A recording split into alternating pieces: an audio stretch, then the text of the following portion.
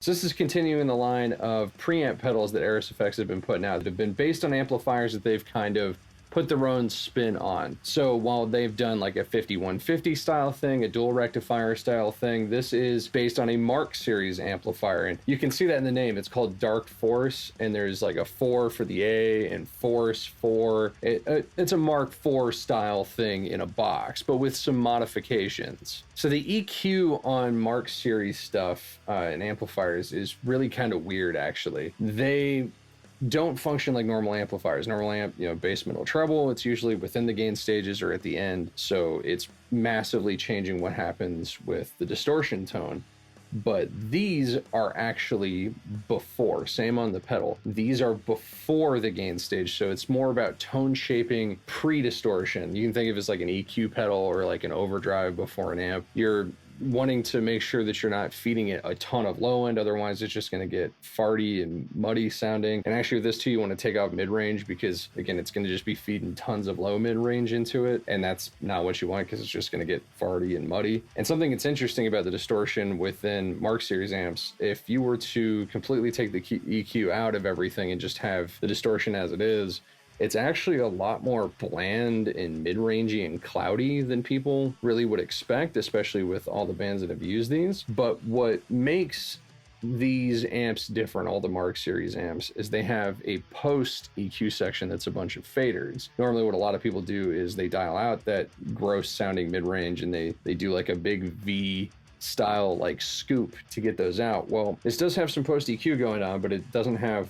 all of those faders, but it does have a fat and a bright here, so you can essentially boost that top end and get some more top end clarity, saturation, bite, and brightness. It also has a fat here, and the fat is going to, of course, boost that low end, get that big chunk going on. And so essentially that's what you're doing to try and get more of that scoop going on with it. Something else that's a little interesting about this compared to an actual Mark series is it actually has two gains here. So there's gain and drive. And these are essentially two different gain stages within the pedal. So you can kind of play with these to dial in the tone. I tend to prefer to have the gain up a bit higher than the drive. The drive, I found the more I pushed it, it tended to kind of get a little bit fuzzy, especially on the palm mutes a bit. It was just kind of a balancing act to figure out where I wanted the gain set and the drive set, these two different essentially sounding gain stages, and how they interacted with everything else in the pedal. And so it took a little while to dial in. So this is definitely going to be a weirder one to dial in some of the other preamps, because of course, like I said, you have this EQ section that's before the distortion, where you're going to want to dial a bunch of the low end and mid range out completely, and then you're going to have to kind of find your balance with the two gain stages, and then also use the fat and the bright switches here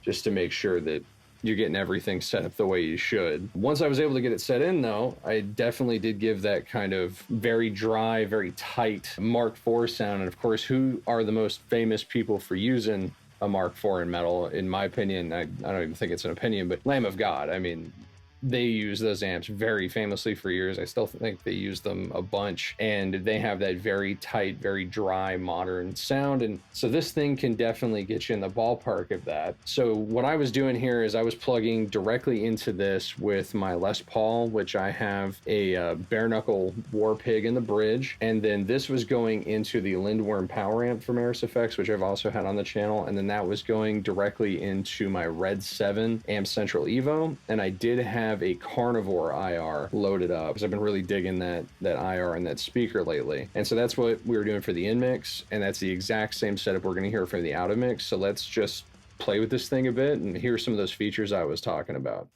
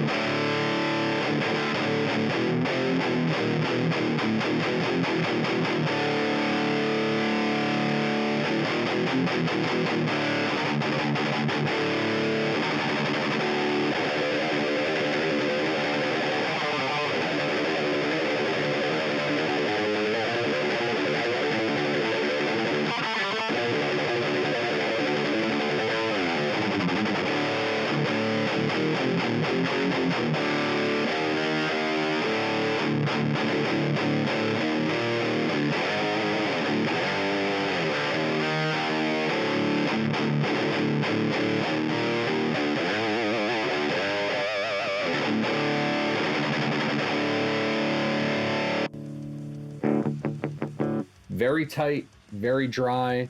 Definitely interesting to dial in. I think you were able to hear the different gains kind of had different tonalities to them, especially as you turned them up. I felt like, if you really maxed out the drive, it got a little bit more woolly on the low end. It's definitely interesting to dial in. I think this is probably my least favorite out of the few preamps that he's released. Not trying to say that it's bad or anything like that. It's just, it's harder to dial in, and it's a bit drier of a tone than I like. Like the 51 Filthy and the Spectifier are really, really chunky, and this is definitely the driest and tightest out of the three of them. I feel like it needs that graphic EQ that the Mark series amps have after it to really dial in this thing, because I feel like just the two switches made it harder to really nail. And maybe that'll be something they try in future, or maybe not. That's just a personal opinion of mine. I think it could have benefited from having more EQ options post the distortion. I think that would help a lot of people dial this thing in better. But that being said, it did that very tight, dry Lamb of God style thing. So I played some very Lamb of God style music with my Les Paul, just in some drop D, and it handled that super well. So I'd be curious to know your thoughts on this, what you thought of the pedal, if you've been interested in one of these, or some of the Airis effects stuff that they've been putting out lately with a bunch of these cool preamps. I will have a link down to this below. It was cool for Airis effects though to send this over along with those other preamps and that power amp that they sent over for me to check out over the past couple of months. But everything they do is pretty killer, and you're going to be able to find something there I think you're going to like. So go ahead and check out that link down below. But thanks for watching.